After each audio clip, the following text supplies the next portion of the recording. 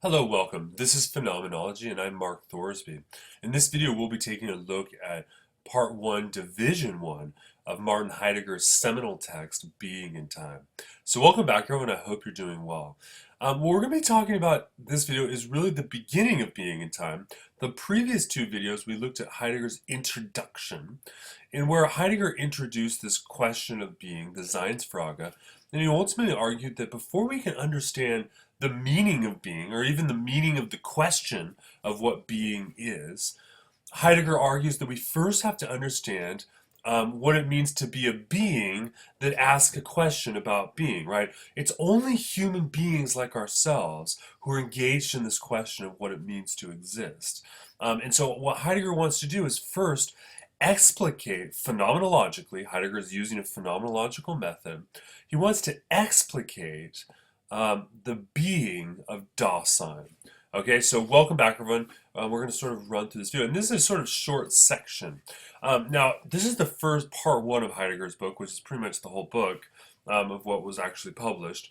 And this is the interpretation of Dasein in terms of temporality and the explication of time as the transcendental horizon for the question of being. Now, first off, you should notice that this term transcendental horizon, this is a phenomenological term that even Husserl uses. So you can see here that there's latent within Heidegger's discussion, he's clearly taking a method of phenomenology. Of course, he also says as much in the introduction. So we're not going to talk too much about time and all of this at the beginning, because we're going to start off here with Division 1, which for Heidegger is a preparatory fundamental analysis of Dasein. That is, right, let's sort of do a quick review here. We start off with this question of being, the Seinsfrage. What does it mean? What is being? And remember here that being, everything that exists has being. And so being on the one hand seems like a totally empty question, but yet universal. And this is how the ancient medieval philosophers articulated the problem of being. And we saw Heidegger in the introduction to Being in Time really talk in great depth about that, and arguing in particular, this will be important for us, that being is only universal in an analogical sense, right? Being is not its own genus because all genuses participate in being. So the question of being is very difficult for us to understand. So Heidegger's argument here is that what we ultimately have to do, therefore, is we have to understand what it means to be a being that asks the question of being. So we're going to analyze Dasein. Now in German, the term Sein is the term to be, to being. So Dasein really refers to the idea of the being that points towards being, if you will. And so this term, all human beings are Dasein.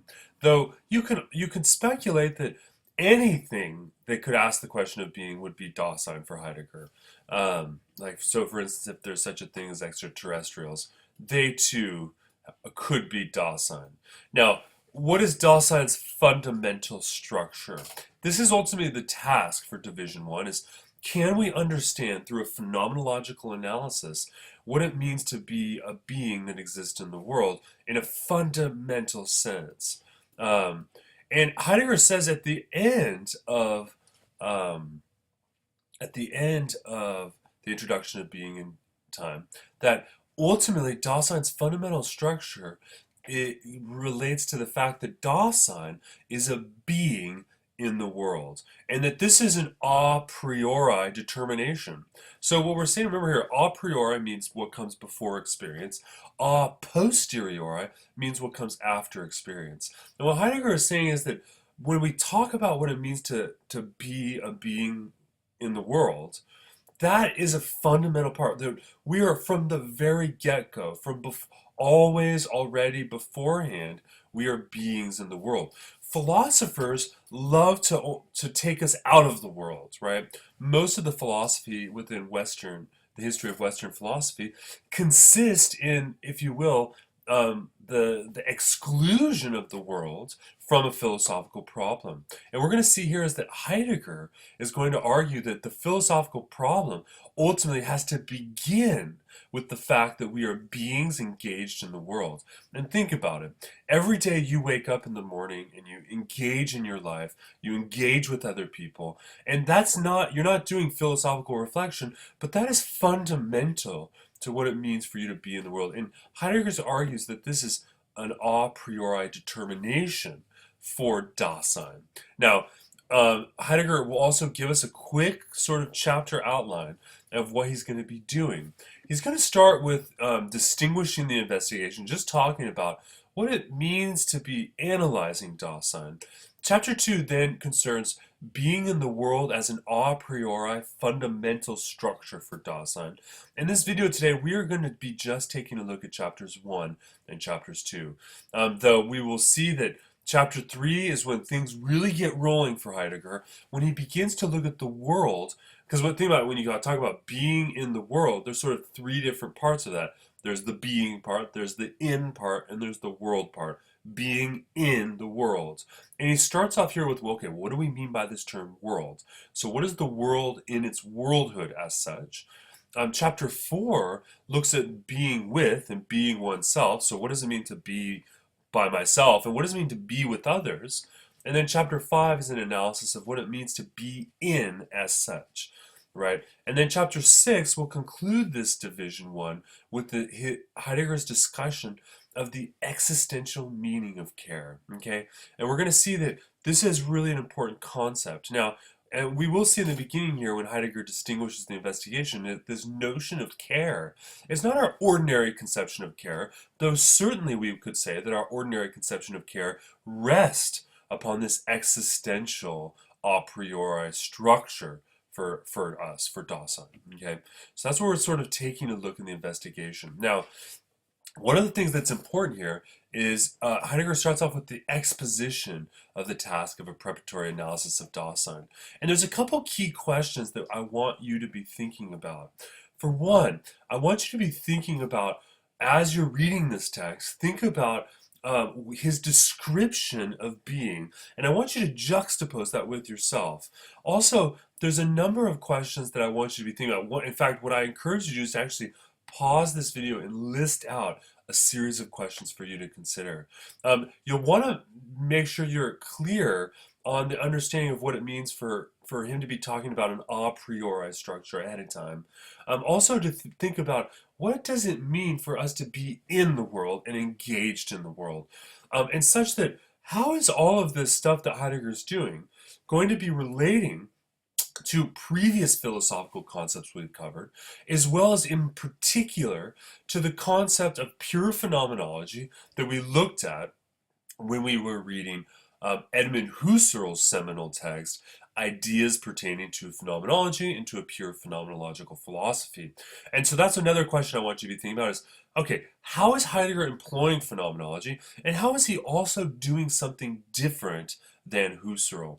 One of the things that's interesting is, for the most part, most scholars agree that Heidegger does do something different than Husserl and something more radical. But it is also often less known that in Husserl's later years, many of his writings seem to fall in parallel with Heidegger's own discussion. So there's an interesting question here about whether or not ultimately, to what degree we might call Heidegger a phenomenologist, and to what degree he sort of goes beyond at least this fundamental conception of phenomenology that we looked at earlier. There's going to be a number of questions we're going to be taking a look at. Okay, so let's sort of run through the paragraph sections of for these first two chapters. So paragraph number 9 is where Heidegger outlines the theme of the Analytic of Dasein. Let's start with this sort of quote here. Heidegger writes, quote, "We are ourselves the entities to be analyzed. The being of any such entity is in each case mine. These entities, in their being, comport themselves toward their being. As entities with such being, they are delivered over to their own being. Being is that which is an issue for every such entity.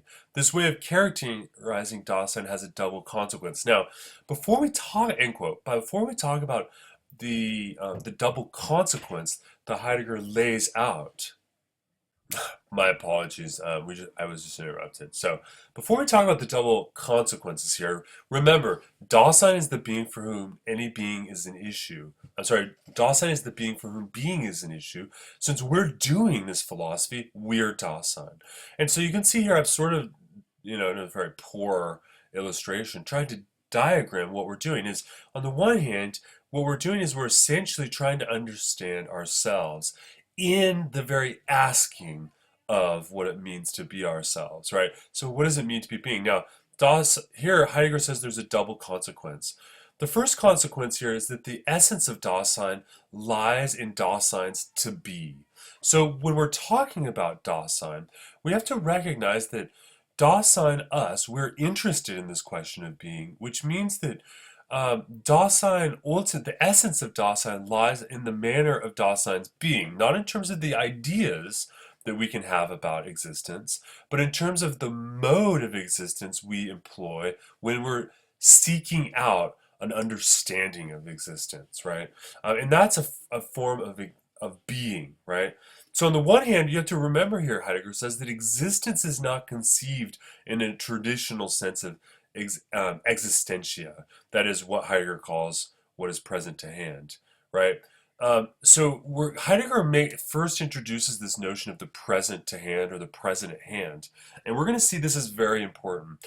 And ultimately, though, he doesn't lay it out here, so I don't have it on the slide, but we're going to see that Heidegger is going to say that ultimately there's two different modes of intentionality. Remember, going back from Husserl's perspective, intentionality is the direction of consciousness, the directionality of consciousness, and the fact that we're always already only conscious of something. Now, ultimately, the way I understand Heidegger here is that in our intentionality, we can have sort of two different modes. One is what he calls the present to hand. That's when a being is present to me. So for instance, here's the pen, and suddenly I objectify this thing, and then I think of it as existing as an object, right? This is what the traditional conception of existence, when we think of existence as given to us in a manifold of consciousness, in which something that exists is present to us while we're thinking of it, right? He's eventually going to, and this is called the Vorhanden. Ultimately, Heidegger is going to contrast the present to hand with what he calls the ready to hand. And this is a different mode of intentionality, a different mode of existing. And that's when I, for instance, use the pen. So think about here, I have a pen in my hand. Sometimes I'll pick up this pen just because I need to write something down. In that sense, the pen is conscious. I'm conscious of the pen, but I'm not conscious of the pen as something existing. I'm just conscious of the pen as something I need to use, right? And this is what he calls the ready to hand. Now, he doesn't get there in this video, but it's important that you recognize he's starting to lay out some of these very important terminological distinctions right here at the very beginning. So the traditional sense of existence is to think of an object as existing in the present to hand. And he says this isn't the type of existence he's thinking of when he talks about Dasein's nature of being. Dasein's lies in its to be, right?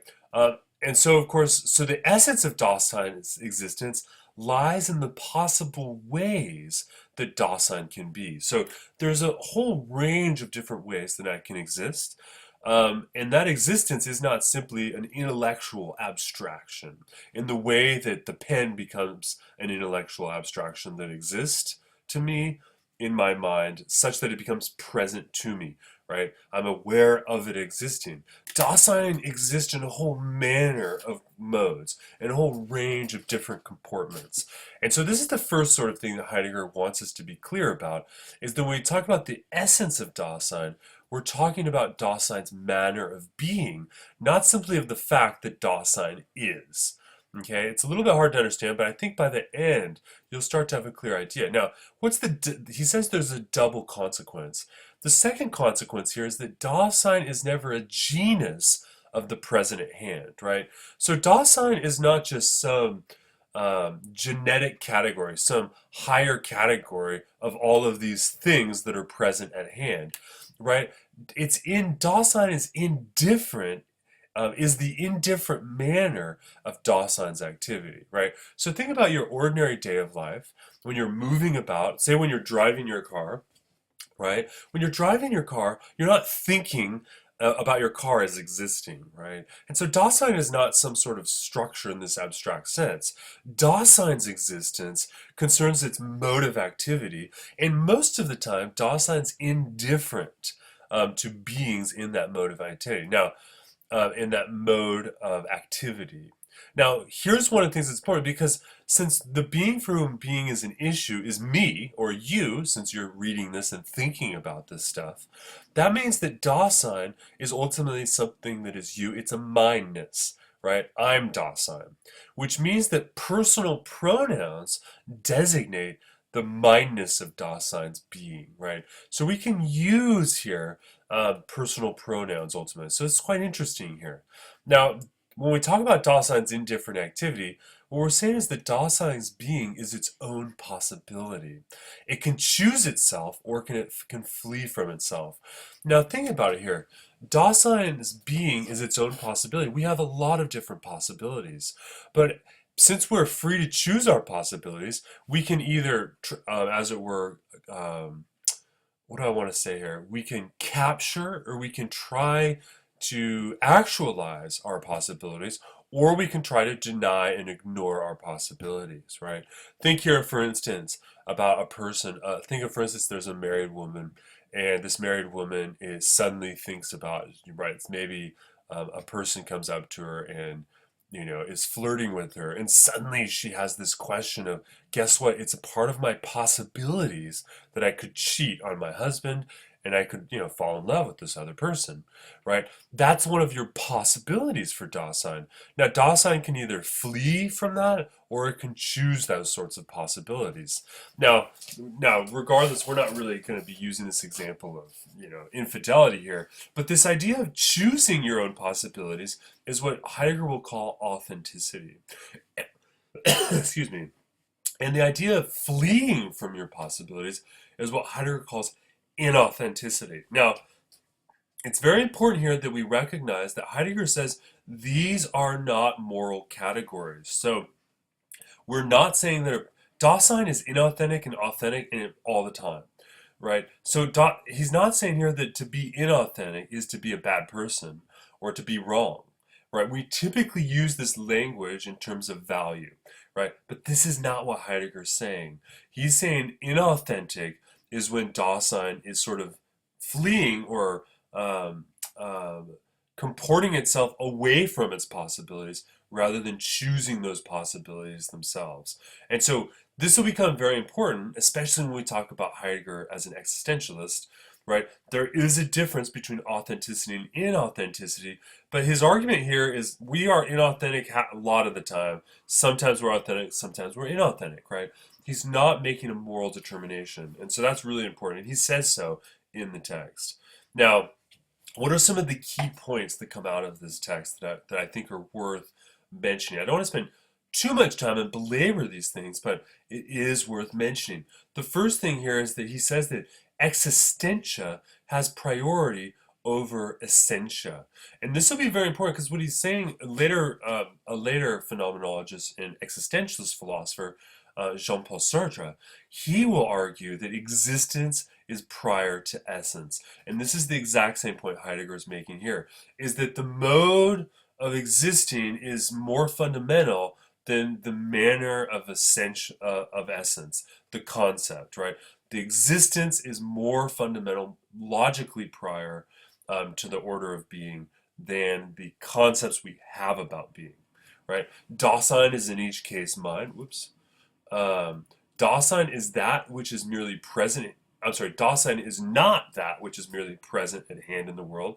And this means that we cannot approach Dasein according to this kind of thematic. And this is important because historically, when philosophers have looked at the question of what it means to be a being that exists and thinks and philosophizes, what we've done is we've thought of a sort of concept of we've sort of philosophers have tried to conceptualize along a thematic the present at hand. And Heidegger says this is not what we're going to be doing, and it's clear that we recognize that. Dasein determines itself according to what it itself is. So the mode in which we determine ourselves depends on what we are, right? So the problem of being can only get developed from, if you will, the existentiality of Dasein's existence, right? The existentiality of its existence, or Dasein's existence. You can see here the existentia has priority over the essentia, or existence is more fundamental than essence. Now, Dasein has to be investigated according to its undifferentiated everyday character. This is what Heidegger calls our averageness. And here he's really just think about your average everyday life, because this is the mode of being that is fundamental to us. And it is not the present at hand, right? Dasein has been passed up, though, because of this averageness. That is, historically, philosophers have really sort of looked at our average everyday lives and really just sort of, if you will, trimmed that off of the analysis and thrown that in the waste bin and just focused on the intellectual, rational character that we're capable of. And we're going to see here that Heidegger thinks that because of this one-sided analysis, this means that we've actually passed up philosophically this fundamental analysis of Dasein's existence. Now, the everyday averageness of Dasein is not just an aspect of Dasein.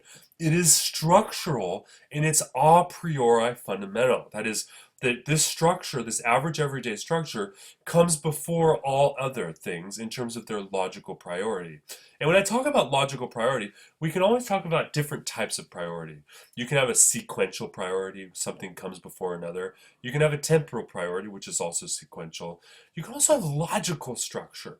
So for instance, most people learn how to add mathematics before they learn about the concept of numbers themselves, what a number itself is. First, we just teach people how to calculate.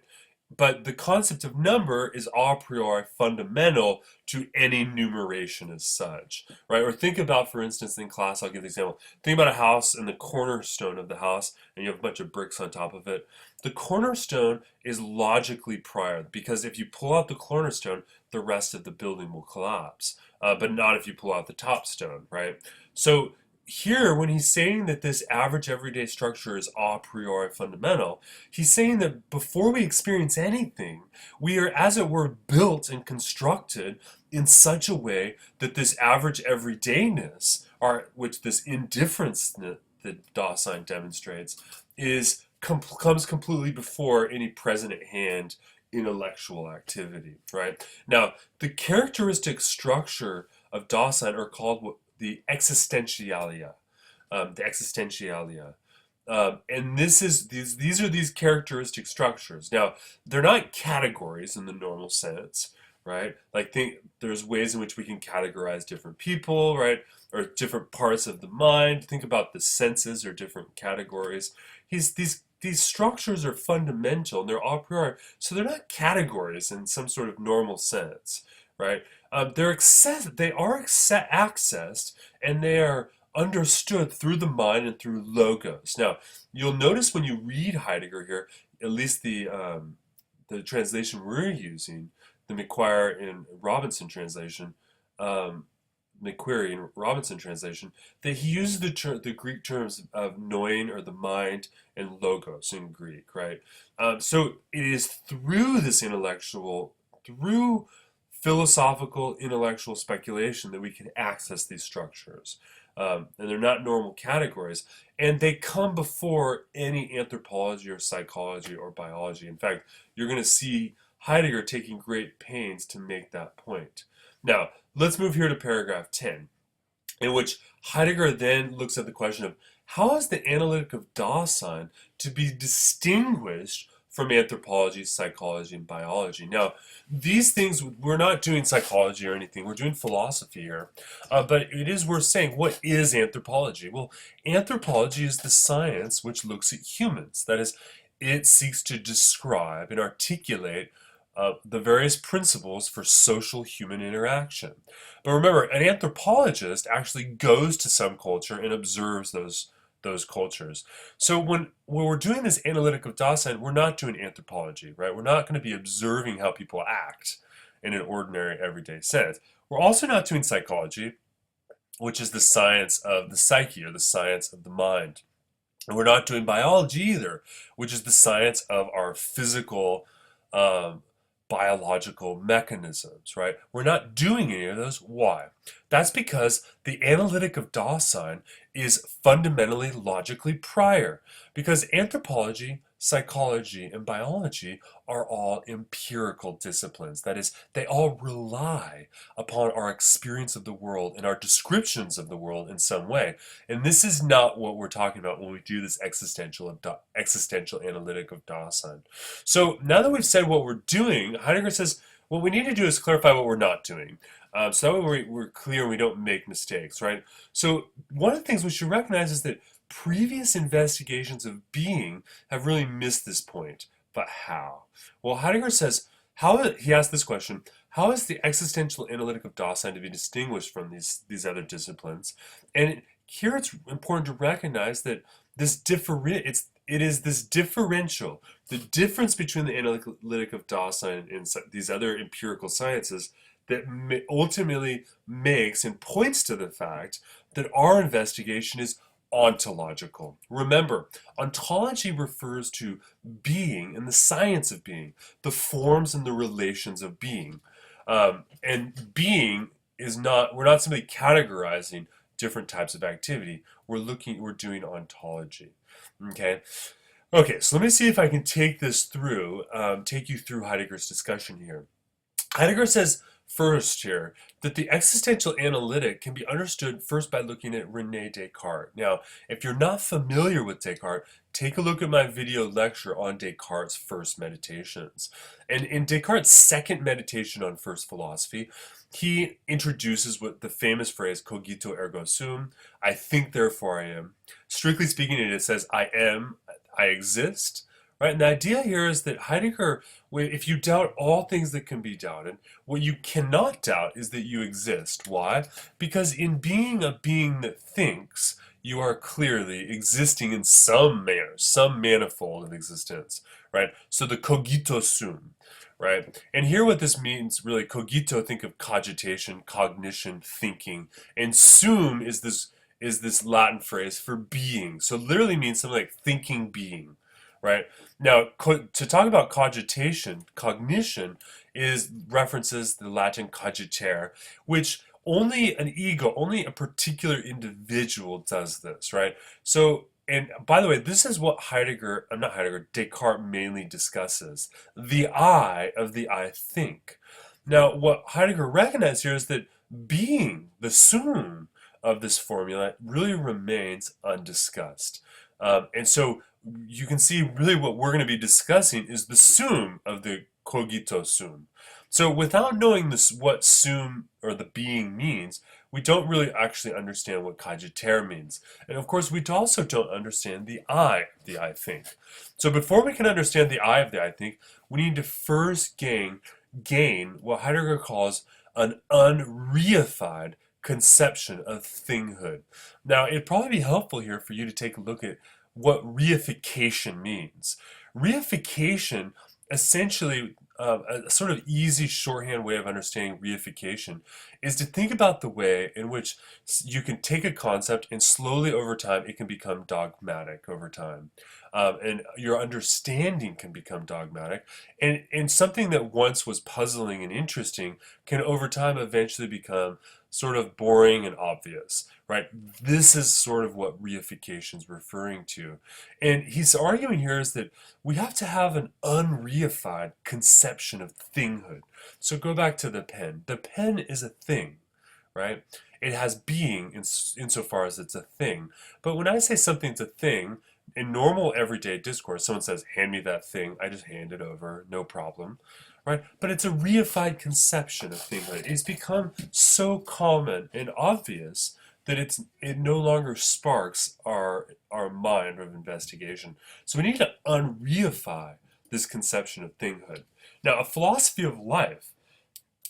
Now, it's interesting. Heidegger sort of then moves here and talks about a philosophy of life. And this is important. Why? Because anthropology, psychology, and biology are all sciences related to life, to a living principle, right? And he says here, and he talks about William Dilthey, and I'm not going to talk too much about Dilthey, but William Dilthey is famous for really advocating a philosophy of life and trying to understand a lot of philosophical problems, starting with the principle of human beings as living beings, right? So a philosophy of life will move towards an unexpressed tendency of understanding of Dawson's being.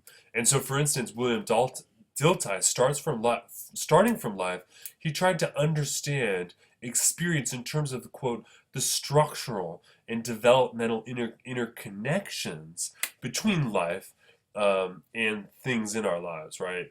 In our experiences. He also mentions Henry Bergson, who I really love, but he says Henry Bergson's doing the same thing. What they're doing is a philosophical anthropology. Now, it's not an anthropology in the social science sense, because it's non-empirical, but it's a philosophical anthropology.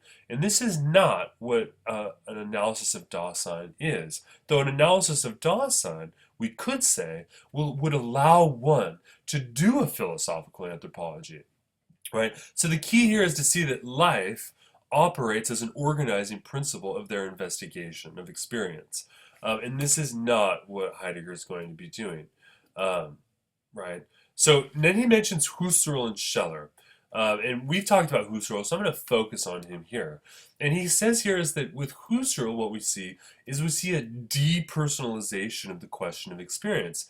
And of course, this makes a lot of sense, especially after reading Ideas 1, where we see that it really is a depersonalization of experience, because remember, Husserl always doubts, or when he fulfills or enacts what he calls the phenomenological epoch, right? When he brackets off existence in order to analyze the structure of experience as experience. That's depersonalization, because guess what? You minus out of the equation to some degree the ego.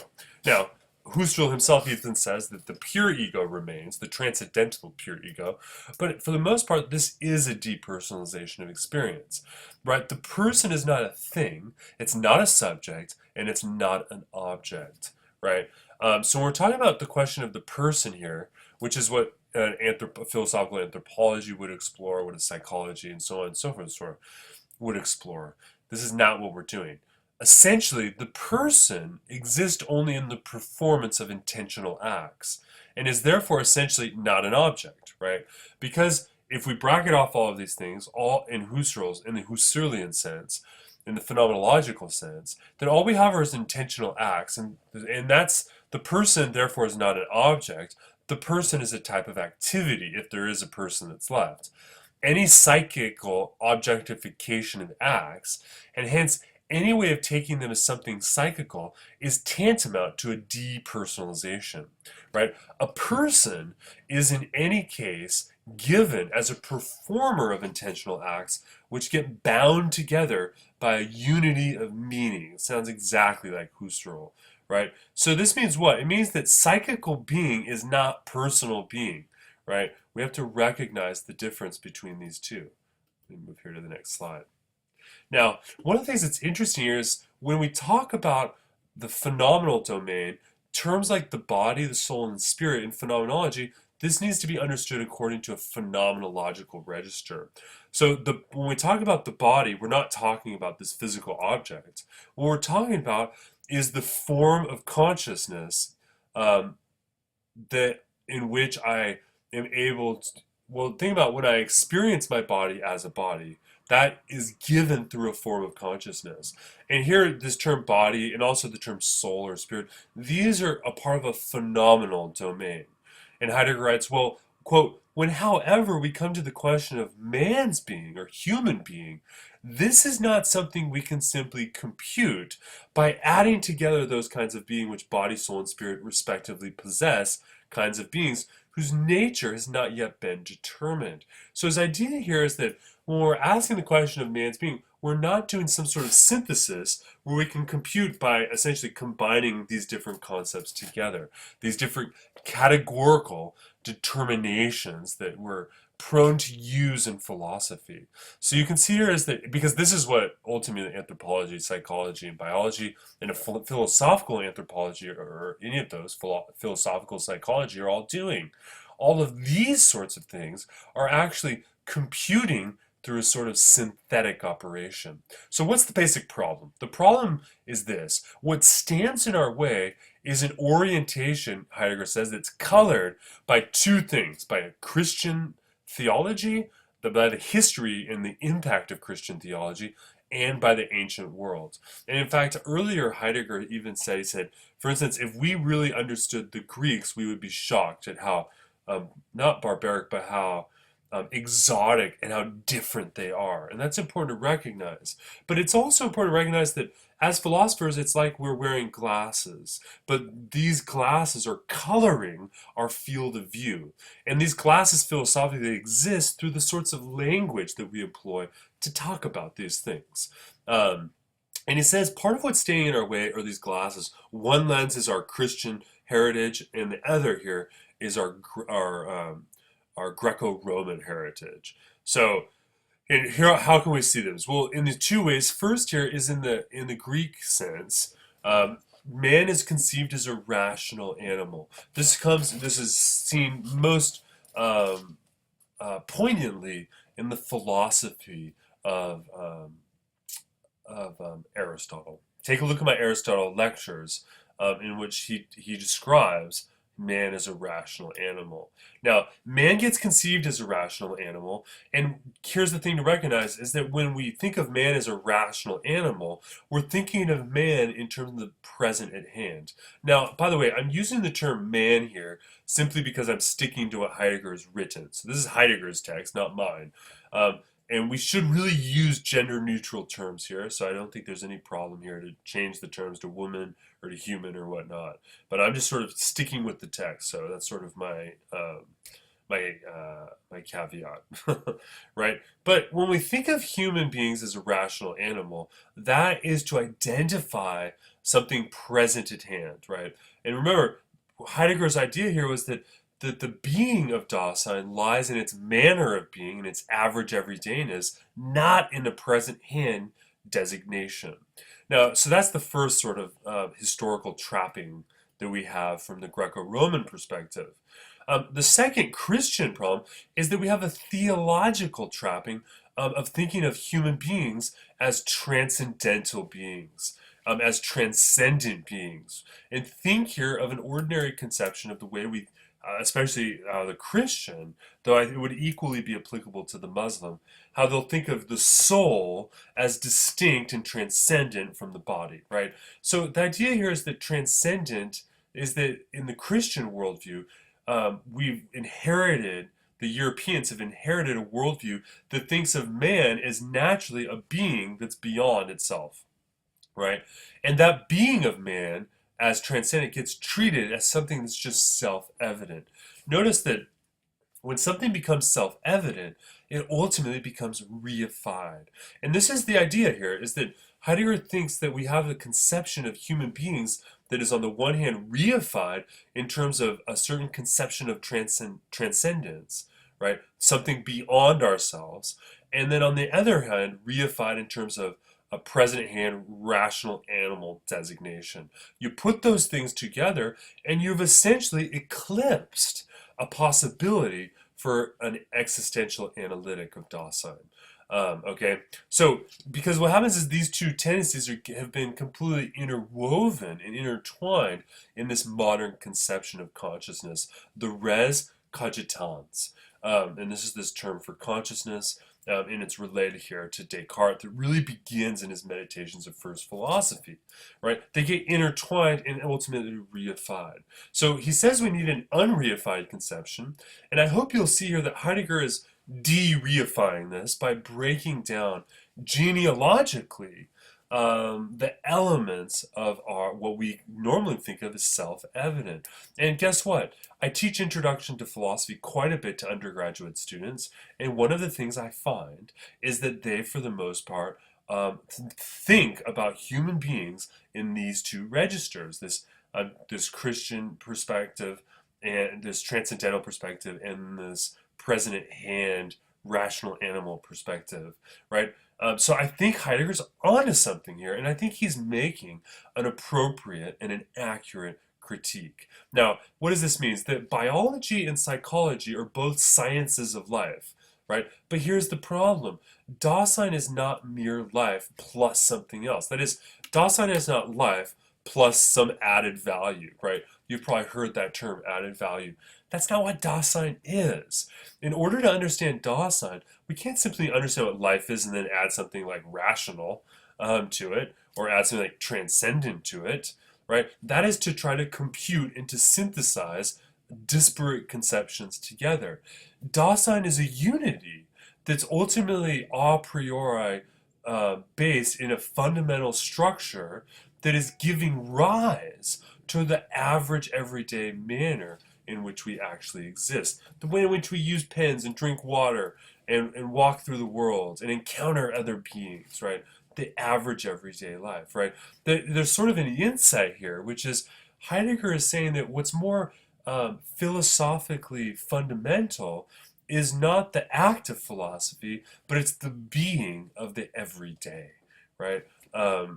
Which is really sort of interesting because you get this sense from Heidegger that there's a mystery to the manner of our average everyday life that we're simply not attuned to because we just take it as obvious, right? Or we reject it because we have these conceptions of the present at hand rational animal, or the transcendental notion of a soul, and all of this other sort of stuff, right?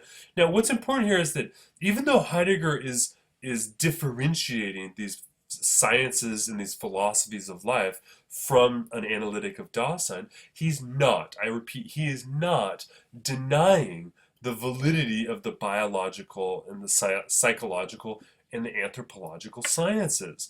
He's merely saying that these sciences are external and a posteriori to Dasein's analytic, Dasein's average everydayness, right? He's merely saying that these disciplines do not uncover an ontology. That is, psychology is not an ontological discipline. Neither is anthropology or biology. Whereas whatever it is, this philosophy of Dasein is, it is supposed to be an ontology. Now, what's at stake here is to recognize that empirical evidence will not disclose Dasein's ontological structure. Why? Well, Dasein's being is always already there. That is, Dasein's being, the being that allows Dasein to be the being that cares for being, is an a priori thing. It's something that comes before experience, and is logically and fundamentally prior to. Okay, now switching here to paragraph 11, we see that Heidegger then moves to what we might call the existential analytic and the interpretation of primitive Dasein. And he recognizes that there's difficulty of achieving a natural conception of the world. Remember, ultimately Heidegger is concerned with this conception of being in the world, right? And what all that means. And all of this is meant to slowly get us towards a slow build up towards that analysis. Now, the interpretation of the average everydayness of Dasein is not a description of a primitive stage, right? That's not a description of the primitive stage. We're going to see here that Heidegger is going to say that primitive Dasein ultimately exists in terms of the pure phenomenology that we saw Husserl describing. It exists in terms of the mode of conscious comportment, right? Heidegger writes on page 51 of the Heidegger page numbers, everydayness does not coincide with primitiveness, but it is rather a mode of Dasein's being, even when that Dasein is active in a highly developed and differentiated culture, and actually precisely in that case, right? So the average everydayness is a mode of Dasein's being that doesn't come before some sort of advanced and complicated activity that we do in life. No, that is exactly what average everydayness ultimately is about. what makes it fundamentally possible to do all of those things. To talk about Dawson's primitiveness is to talk about the way in which Dawson gets absorbed in phenomena, right? And here, of course, this is why I mentioned Husserl, because Husserl is doing a specific investigation along these lines. So Dawson's primitiveness, what is primitive Dawson, is really what we would call comportment. It's the way in which we get absorbed into the phenomena that we're experiencing. Okay, but a big but here, literally, is understanding how an existential analytic of Dasein differs from the positive science, from the positive science, and it does not tell us how to make a start, right? So the question here is, even though Heidegger has differentiated what he's doing in this analysis of Dasein, we still haven't got really the place where we can start yet, right?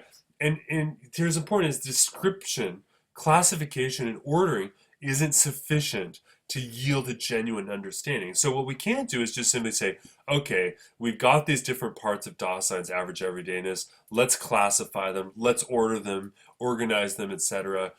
This will not get us a genuine understanding of Dawson.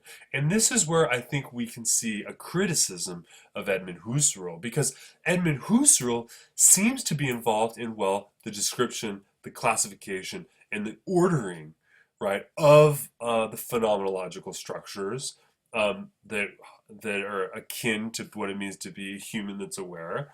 But this, for Heidegger, is not going to get us to a genuine conception of a genuine understanding of Dasein. Before we can go any further, what we need is a genuine conception of the world. What does it mean to be in a world? What is a world, right? Heidegger writes, if an ordering principle is genuine, it has its own content as a thing, a Sachgehalt.